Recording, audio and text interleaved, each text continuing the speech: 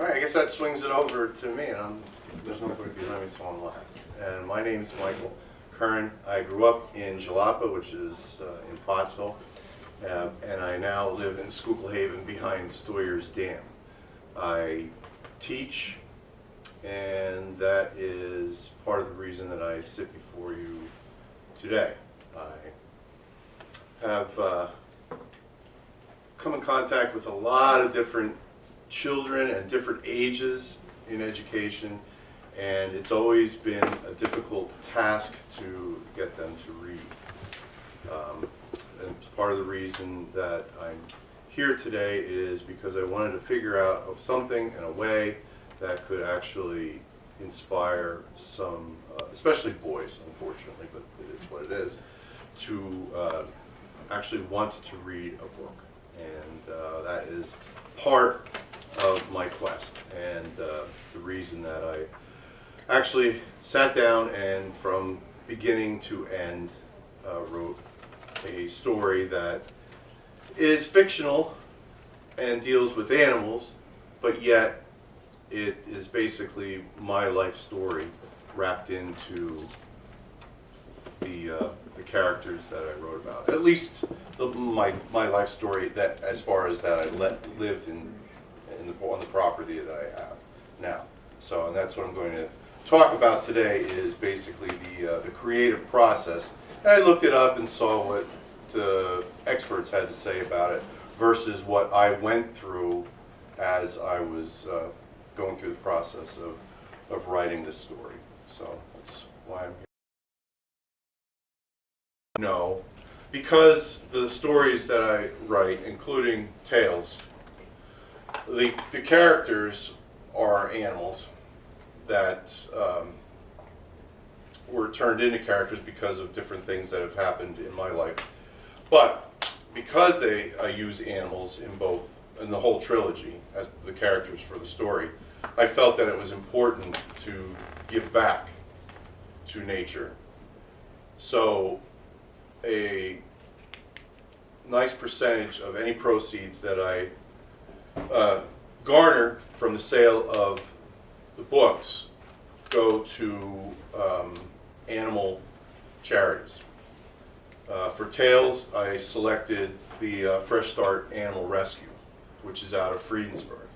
And just last month, I'm proud to say that I was able to give them a check for $300 from the proceeds of the books that I've sold through Stephen's Gentle Slow Publishing, or independently, he and I will sell some of the books as well. Creative formula, if you will. All right, the creative process. So the definition is the evolution of an idea into its final form through a progression of thoughts and actions. So that's a nice phrase, an intellectual phrase, but what does it mean? Okay? All creative people apply unique methods and thoughts to the process of their work. However you go about these things, there usually are 5 stages. And the first one is preparation. And I think that is the most, at least for me, it's the most difficult of all. It's an idea. How do you go about getting an original idea? Well, you need materials, and you need to read things, and you need to do research, and you have to think about stuff. Whatever it takes for you to be able to spark interest in an idea. And I find this stage to be very, very difficult, at least for myself, because I'm pessimistic when it comes to almost anything artistically. I don't have a lot of self-confidence in what I'm doing. I'm very critical of it, and that's one of my own demons to deal with, but that's the way I am. So I'm always at war with myself as to whether something is complete rubbish or whether it's worth continuing with. And I'm sure at times all of you have come to grips with that whole and wondering whether or not it's worth it. Yeah. Okay, I have a great problem with that. So, and that's another reason why I really try to stay away from anything that is close to what I'm writing about, because I don't want to be influenced outside by whomever, whatever writer or novelist or novella I might pick up, then I'm getting an idea from somebody else's think tank. I didn't want that either. I didn't want it hanging over my head. Now, have I experienced writer's block? Occasionally, yes. But I battle through it because I'll write stuff down. I do believe the way I started with things was I took anything that was inside my mind that I could remember and I jotted things down in a copybook. And I think it is important to jot things down, even if it's called barnstorming. We do it for children in a reading class. Sometimes I just tell them to write down words, whatever's in your head, write down. Could be fish, red, black, car, whatever. Just write it all down. Mm-hmm. And it's something that can help with poetry or just sentence structure, things like that with children. And I do it myself, but in a little more of an adult form. Like I'll write phrases or just ideas. I even do like thumbnail sketches. If I can't find the words for a situation, I'll do a thumbnail sketch that basically when I come back to it, yeah, that's when there was a confrontation. That's right. Okay. And then I'll try to formulate the words for that particular conflict. And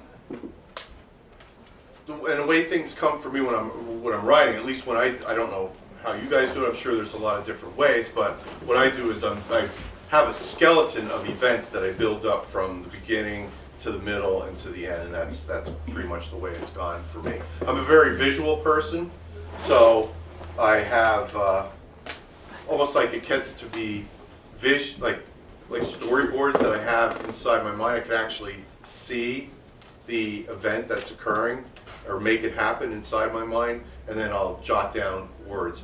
I envy people who can just sit down at a typewriter or a computer and just type away and have it, and it's a beautiful thing. I can't do that. I have to write down notes and phrases and paragraphs in a notebook and then go back and kind of edit it, add things on, or find out, oh, you used the word overwhelming 3 times in that paragraph, and then scratch that out and get rid of it. So, how did this book come about?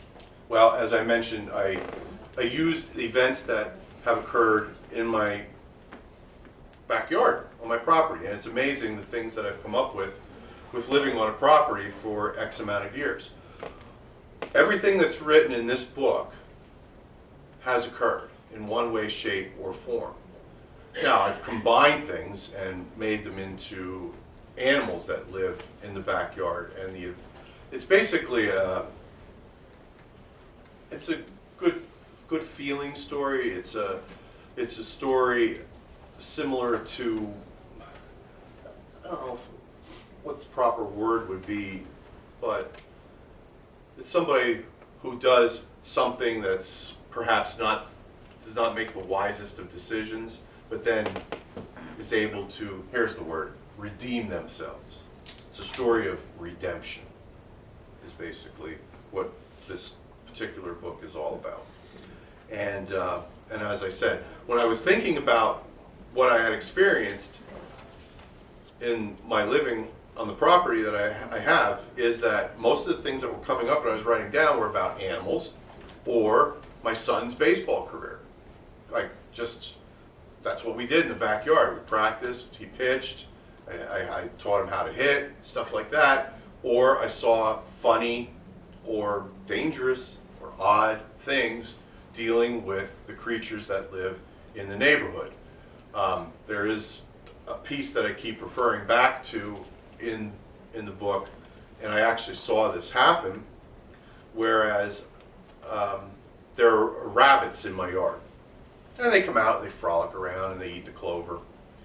Well, one day I was going for the mail, and probably closer than I am for the camera, a red-tailed hawk came down screaming and nailed one of the rabbits and took it.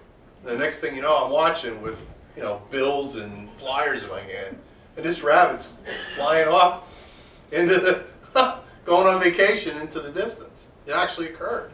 So there were a lot of things that have happened that just came naturally. And anytime you can study a animal, and I have 2 dogs, and I used Max, my younger one, as reference or even as metaphors in a lot of ways because he's just downright hilarious. The dog, when he was a puppy, when we'd feed him and he'd eat the food, when the aluminum bowl became empty, he would wonder where it went. He was like, where'd it go? And you could tell he was looking. And he'd start to scratch at the aluminum bowl like, what happened? And then he'd get irate and he'd pick up the bowl and he'd throw it off the wall and then he'd go quick and see if it came back. So he would do comical things. And I'm like, this is like free genius right here. And I just start writing all this stuff down that this dog was doing, and it was comical. So that was an inspiration.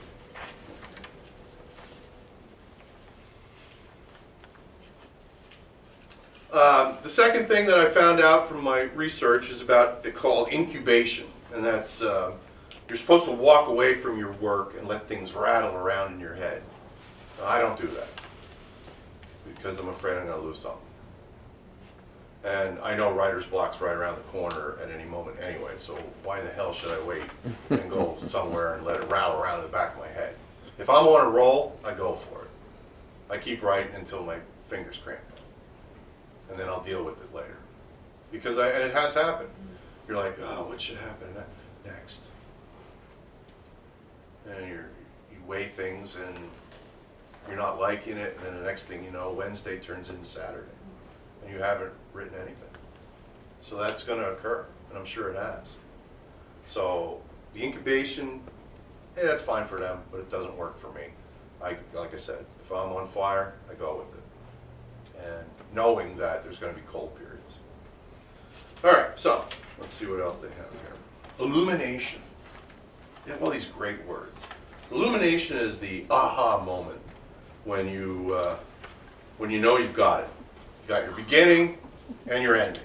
I spoke with a gentleman here. He said he has his endings and he has his beginnings.